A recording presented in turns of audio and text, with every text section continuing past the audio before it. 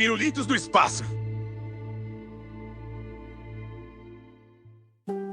I work with galaxies that some of the ones that are the first we've ever found. You know, they're the earliest in the very, very distant universe, some of these first galaxies that ever formed.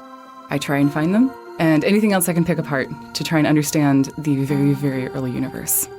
Taylor Hutchison is a postdoctoral fellow at NASA. She spends a lot of time looking at Webb data.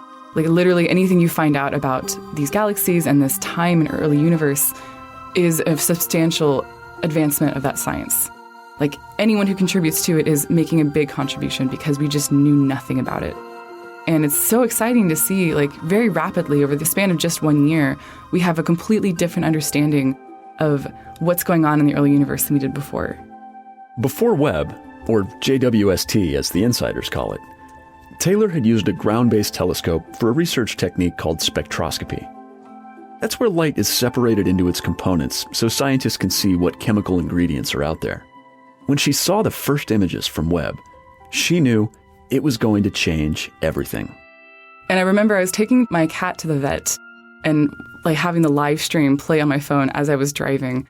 And they showed this light fingerprint spectrum of a really, really distant galaxy, more distant than we'd ever been able to get a spectrum of before. And I remember having to pull over, one, to look at it, and then also because I started crying because it was just so beautiful. I mean, I spent my entire PhD dissertation trying to study these same kinds of galaxies using a 30-foot wide telescope in Hawaii, and I could get maybe hints of the light of these galaxies. And then in 2 hours, JWST got so much more.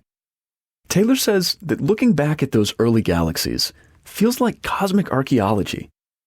By looking far across the universe, she's also looking far back in time.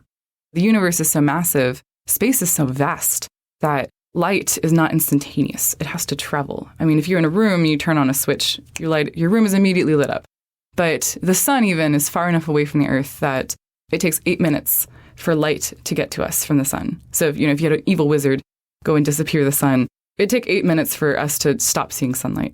And so you can imagine how much longer and longer it takes the further and further out in space you go from us.